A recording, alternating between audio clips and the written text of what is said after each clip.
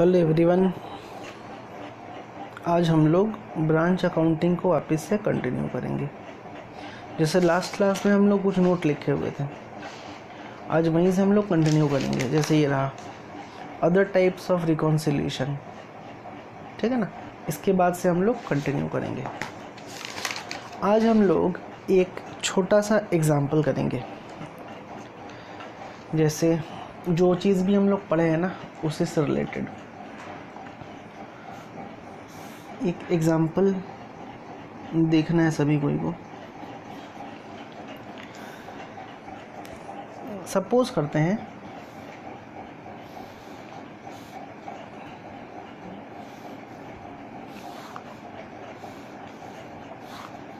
ये हो गया हेड ऑफिस और ये हो गया branch.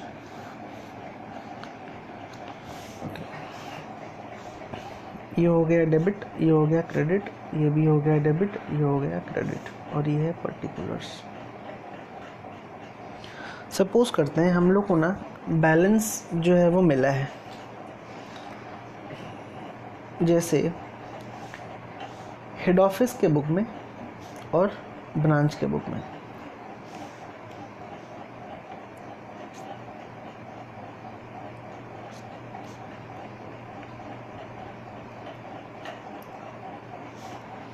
Goods send to branch, head office branch के पास गुड्स भेजा, ये तो उसके लिए इनकम है ना, और इनकम क्या होता है? क्रेडिट। ब्रांच को गुड्स मिला होगा हेड ऑफिस से, एक टाइप का परचेज है, तो goods from head office. Branch को मिला है, परचेज होता है डेबिट। मान लेते हैं 1,40,000 डेबिट है, ठीक है। इसके अलावा 10,000 का डिफरेंस है। हेड ऑफिस भेजा ब्रांच के पास 1,50,000 का गुड्स, बट ब्रांच को मिला कितना? 1,40,000 का गुड्स, यानी कि 10,000 का गुड्स अभी भी जो है वो नहीं मिला है। उसको हम लोग क्या बोलेंगे? उसको हम लोग बोलेंगे गुड्स इन ट्रांजिट, ठीक है।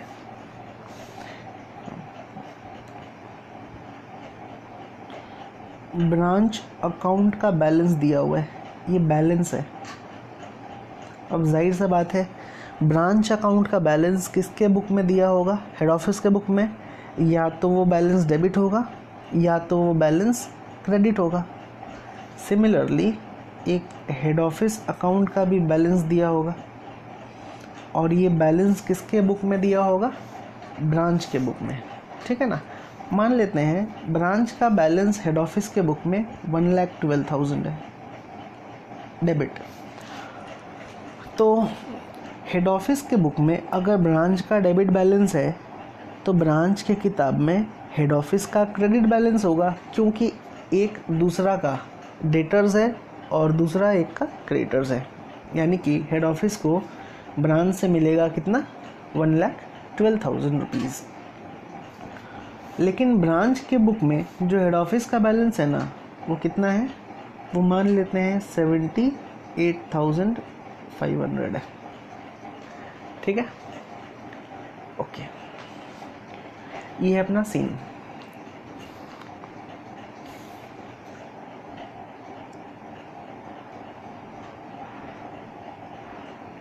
बाकी हम लोग को एडजस्टमेंट्स दे दिया है। जैसे पहला एडजस्टमेंट है 15,000 रुपया, ₹15,000 remitted by the branch had not been received and hence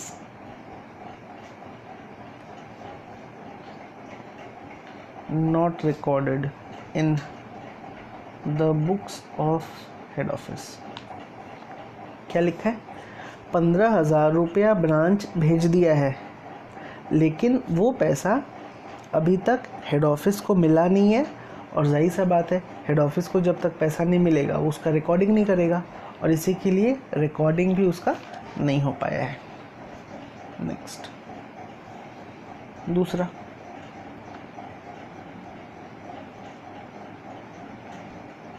direct collection of ₹10,500, 10,500 का डायरेक्ट कलेक्शन हो गया है from a customer of the branch by head office. हुआ क्या है, कस्टमर ब्रांच का है बट कलेक्शन कौन कर लिया है, डायरेक्टली हेड ऑफिस कर लिया है, and was not recorded in the by the branch लिखते हैं। डायरेक्ट कलेक्शन हुआ है 10,500 का एक कस्टमर से, लेकिन उसका रिकॉर्डिंग जो है वो अभी तक नहीं हुआ है ब्रांच के द्वारा। तीसरा, ₹14,500 paid by the branch to the supplier of head office। 14,500 रुपया पे किया है कौन, ब्रांच, किसको, हेड ऑफिस का सप्लायर को। Not recorded in head office books. 14,500 रुपया ब्रांच पे किया है हेड ऑफिस का सप्लायर को, लेकिन उसका अभी भी रिकॉर्डिंग नहीं हुआ है। ठीक है, next.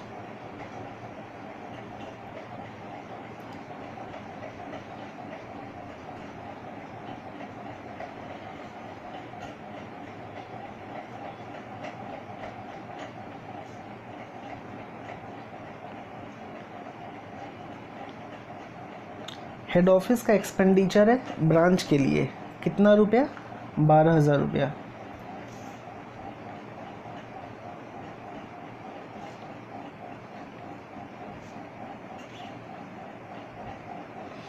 Not recorded by the branch. और lastly ₹7,500 represents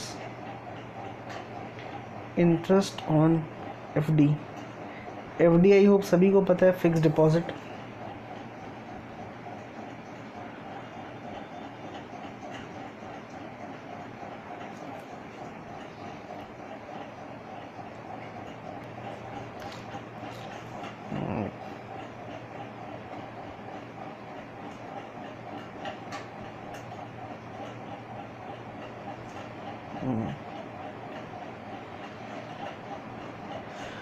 ₹7,500 represents interest on fixed deposit received by the branch on head office order and was not recorded in head office books। ये है अपना हिसाब। ठीक है, अब हम लोग इसको किस तरीके से एंट्री पास करेंगे वो हम लोग पढ़ने वाले हैं। देखो सब ध्यान से, सभी कोई, सामने हम लोग को एक बैलेंस दिया हुआ है, गुड्स इनटू ब्रांच का, गुड्स फ्रॉम हेड ऑफिस का, ब्रांच अकाउंट का बैलेंस, हेड ऑफिस अकाउंट का बैलेंस भी दे दिया है, और इतना सारा एडजस्टमेंट्स है। हम लोग को क्या करने का है, हम लोग को जर्नल एंट्री पास करने का है।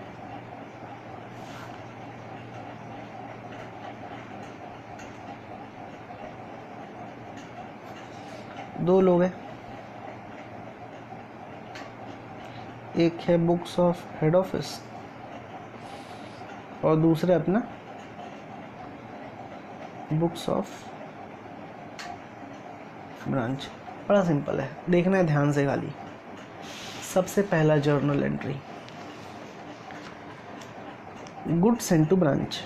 हेड ऑफिस ब्रांच को गुड्स भेज दिया 1.5 लाख का, तो हेड ऑफिस कितना का एंट्री कर लिया होगा अपने किताब में, पूरा 1.5 लाख का। लेकिन क्या पूरा 1.5 लाख का गुड्स ब्रांच को मिला है, आंसर इज नो। ब्रांच को कितने का गुड्स मिला है, 1,40,000 का। इसका मतलब होता है ब्रांच को और 10,000 रुपीज़ का गुड्स मिलेगा। इसको हम लोग क्या बोलते हैं, गुड्स इन ट्रांजिट बोलते हैं। और गुड्स इन ट्रांजिट के बारे में तो हम लोग पढ़े हैं, ये रहा लास्ट क्लास में, ठीक है ना। 20,000 का गुड्स भेजा था, लेकिन ब्रांच को मिला था 15,000 का। 5,000 का गुड्स इन ट्रांजिट था। कौन रिकॉर्ड करेगा? सिर्फ ब्रांच अपने किताब में रिकॉर्ड करेगा। कौन सा जर्नल पास किया जाएगा?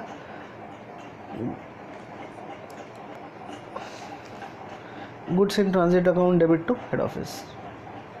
यहाँ पे भी सेम हम लोग एंट्री पास कर लेंगे। ब्रांच की किताब में हम लोग कौन सा एंट्री पास करेंगे? ब्रांच के बुक में हम लोग एंट्री पास करेंगे सबसे पहला goods in transit account debit to head office, ठीक है। अमाउंट कितना होगा सर? 10,000।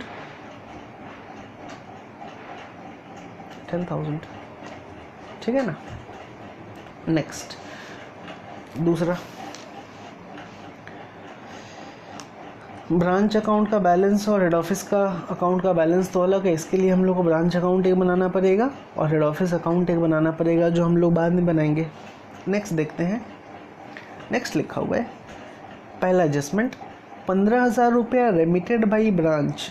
ब्रांच क्या किया? 15,000 रुपया दे दिया। रेमिट का मतलब होता है भेज देना। हैड नॉट बीन रिसीव्ड, जाहिर सा बात है ब्रांच भेजा है तो किसको नहीं मिला होगा? हेड ऑफिस को नहीं मिला होगा। तो कौन उसका एंट्री नहीं किया होगा? Head office. और हेड ऑफिस उसको अपने बुक्स ऑफ अकाउंट्स में रिकॉर्ड नहीं किया है। अगर पैसा मिल गया होता हेड ऑफिस तो हेड ऑफिस कौन सा एंट्री पास किया होता? अगर पैसा मिल गया होता तो वो एंट्री पास करता cash account debit to branch. ये एंट्री पास करता हेड ऑफिस। बट ये पैसा तो अभी तक मिला नहीं है ना, तो इसको हम लोग क्या बोलेंगे? इसको हम लोग बोलेंगे cash in transit account debit to branch. कितना? 15,000 रुपये। समझ आया? पैसा मिलने का एंट्री क्या है? कैश अकाउंट डेबिट, पैसा आया टू, किसके यहाँ से आया? ब्रांच के यहाँ से, टू ब्रांच। जब पैसा नहीं मिलेगा मतलब पहुँचा नहीं होगा तो क्या एंट्री पास किया जाएगा? कैश इन ट्रांजिट बोलेंगे। गुड्स नहीं पहुँचा है तो गुड्स इन ट्रांजिट हो जाएगा। समझ आया? नेक्स्ट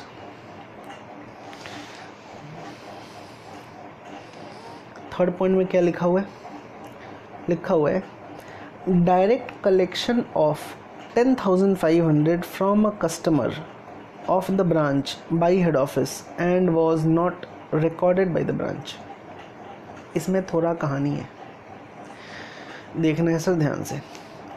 कस्टमर से कलेक्शन हम लोग कब करेंगे? कस्टमर से कलेक्शन करने का केस कब अराइज होता है? सबसे पहला क्रेडिट सेल हुआ है बाई ब्रांच। नोट नहीं करना है, बस सुनना है, खाली देखना है। ब्रांच क्रेडिट सेल किया। दूसरा, ब्रांच क्या करेगा? Will collect cash. और फाइनली क्या करेगा? Branch will remit the cash to head office. यही होता है ना कहानी। ब्रांच तो क्रेडिट में बेचा है और उसका हिसाब किसके पास है? हेड ऑफिस के पास होता है, ठीक है ना। ब्रांच जब कलेक्शन कर लेगा कैश का तो हिसाब को मिलाने के लिए ब्रांच वही कैश को रेमिट कर देगा हेड ऑफिस को। लेकिन यही क्रेडिट सेल का पैसा ब्रांच को नहीं मिलता है। हेड ऑफिस बोलता है ब्रांच को कि ब्रांच तुमको कलेक्शन करने का ज़रूरत नहीं है, हम डायरेक्टली पैसा कलेक्ट कर लेंगे, ठीक है। तो इसका मतलब होता है हेड ऑफिस के पास डायरेक्टली कैश आ रहा है, किसके पास से? कस्टमर के पास से। समझ आया? लेकिन हम लोग उसको उस तरीके से ट्रीटमेंट नहीं करेंगे।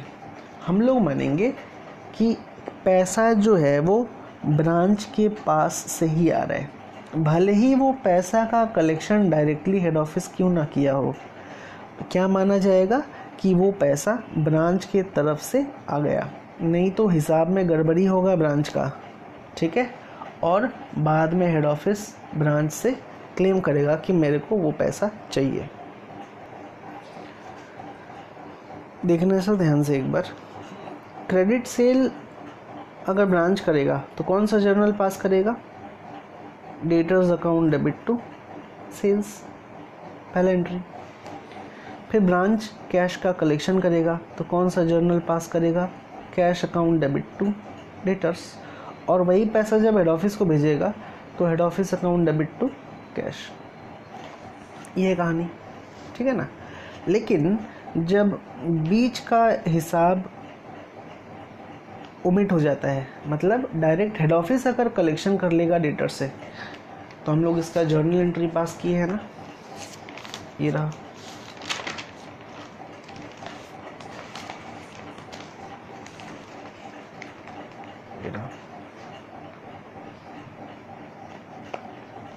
ब्रांच अपने किताब में कौन सा एंट्री पास करेगा? Head office account debit to debtors, collection from debtors of the branch receive by the head office, ठीक है ना। तो ब्रांच अपने किताब में कौन सा एंट्री पास करेगा? ब्रांच अपने किताब में एंट्री पास करेगा head office account debit to debtors. वो भी कितना रुपए का कलेक्शन हुआ है? डायरेक्ट कलेक्शन हुआ है 10,500 का।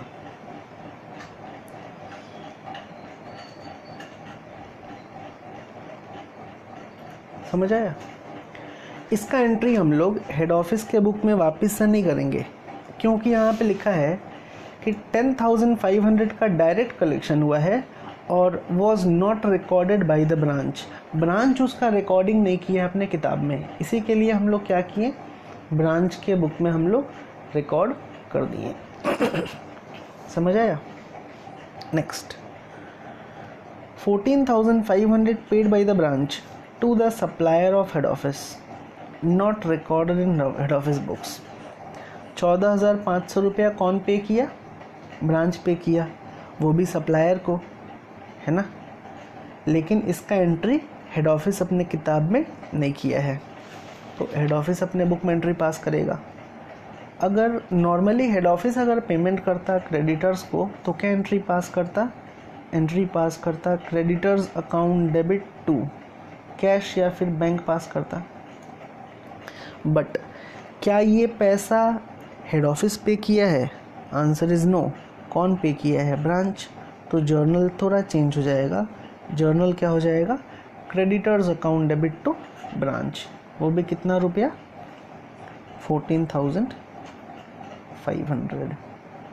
14,500 सही है। नेक्स्ट आते हैं, हेड ऑफिस का एक्सपेंडिचर। हेड ऑफिस खर्चा किया है for the branch 12,000। Head office branch के लिए खर्चा किया है और उसको बुक्स में रिकॉर्ड नहीं किया।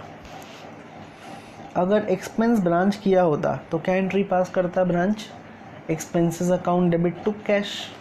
बट ये एक्सपेंस ब्रांच तो नहीं किया है, हेड ऑफिस किया है, इसी के लिए कौन सा एंट्री पास किया जाएगा? Expenses account debit to head office account. समझ आया? वो भी कितना रुपया? 12,000। आई होप समझ में आ रहा है। लास्टली क्या लिखा हुआ है?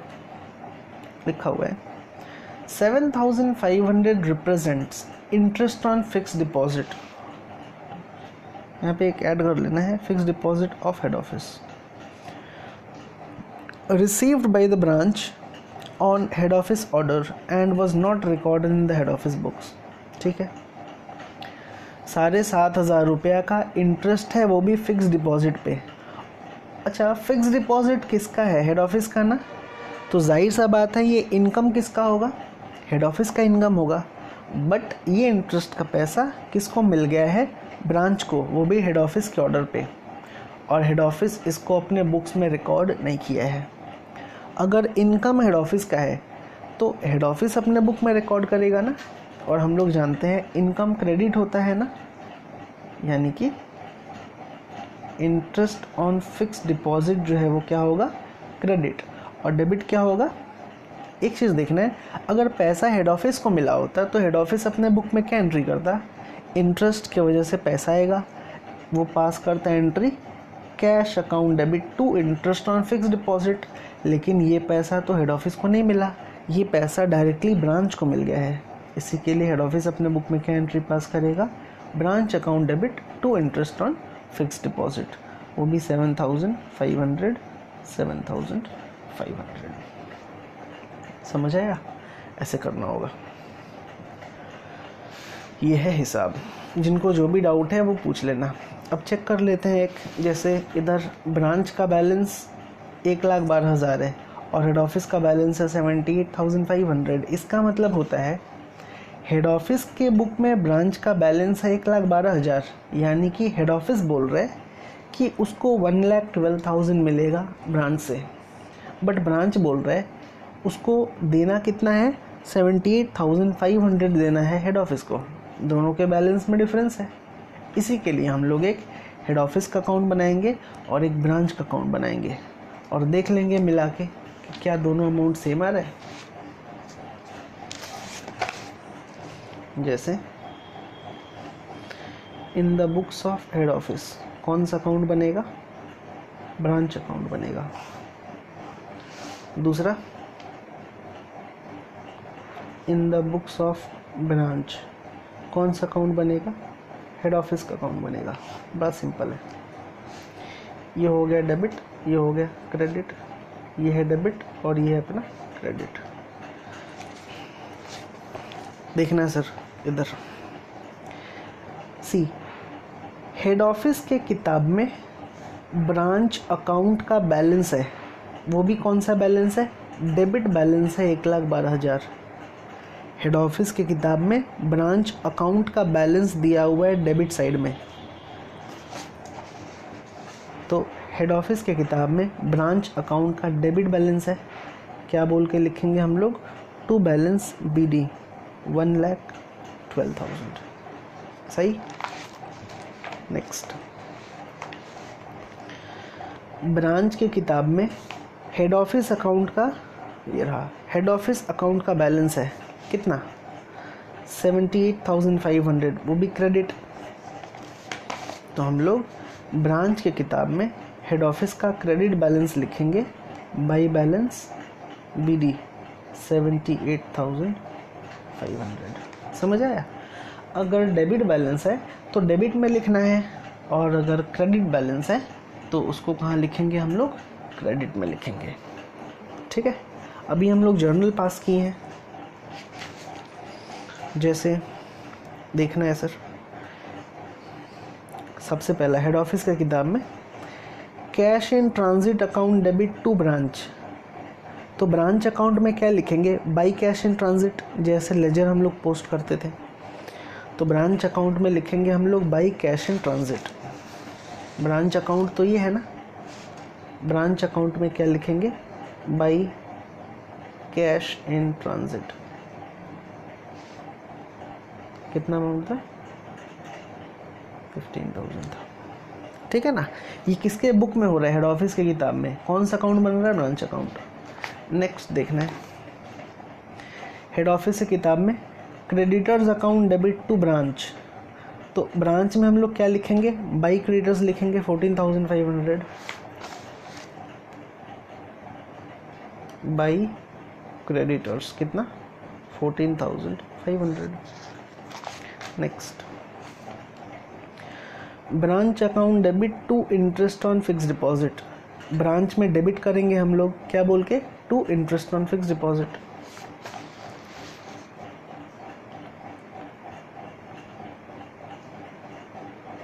To interest on fix deposit कितना,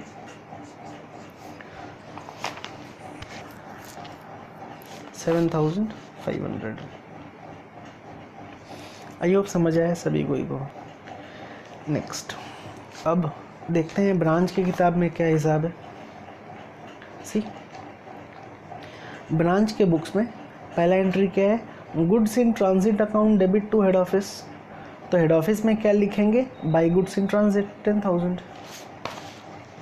ये रहा हेड ऑफिस अकाउंट में बाई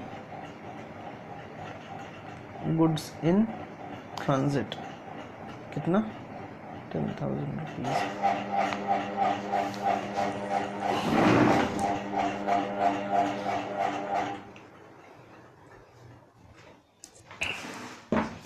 नेक्स्ट,